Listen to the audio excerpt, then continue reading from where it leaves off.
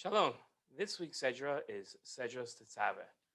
The city of Jerusalem, the Tabernacle and the Beit Hamikdash are at first glance contrary to the fundamental tenets of Judaism. Judaism is a religion of action and beliefs. Its primary focus is the study of abstract concepts. The most important command isn't physical action, but study. It is odd that Judaism places a premium on physical construction. I have heard from my Rabbi Saul Zucker Shlita, the objective of sanctifying God's name is publicizing the true system of beliefs in this world. Judaism isn't just a religion of actions, it is primarily a religion of philosophical axioms. These axioms, most notably listed in the Rambam's 13 Fundamentals of Faith, range from belief in God's existence to the divinity of the Torah.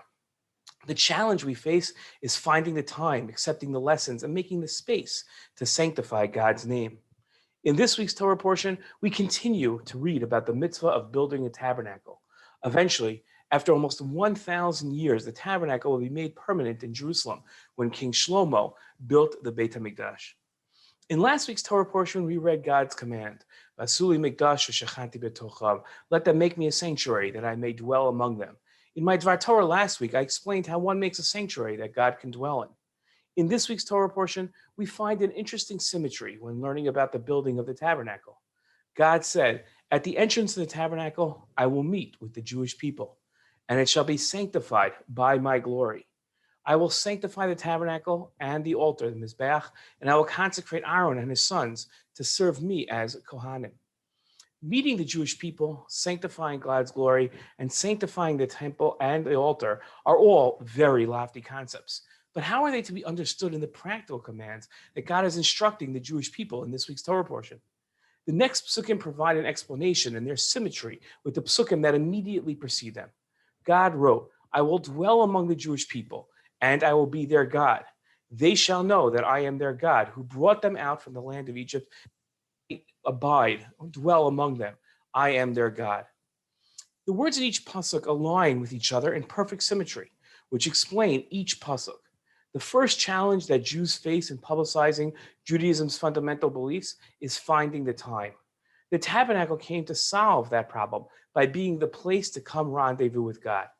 Many mistakenly believe the Tabernacle and Beit Hamikdash were only a place of animal offerings, but it was also the place of prayer and study.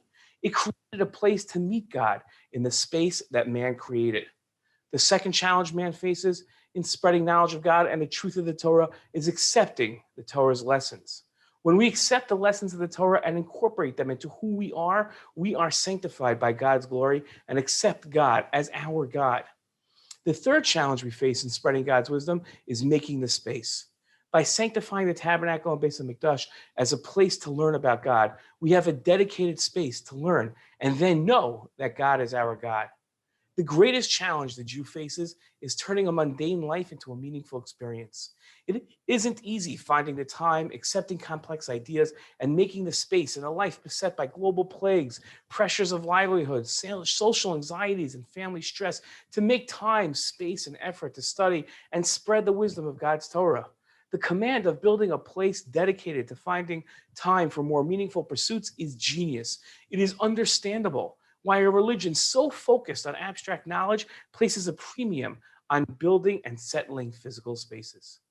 What an important lesson, and one that we fully understand now, the lack that we have in not having a Beit HaMikdash. Shabbat Shalom.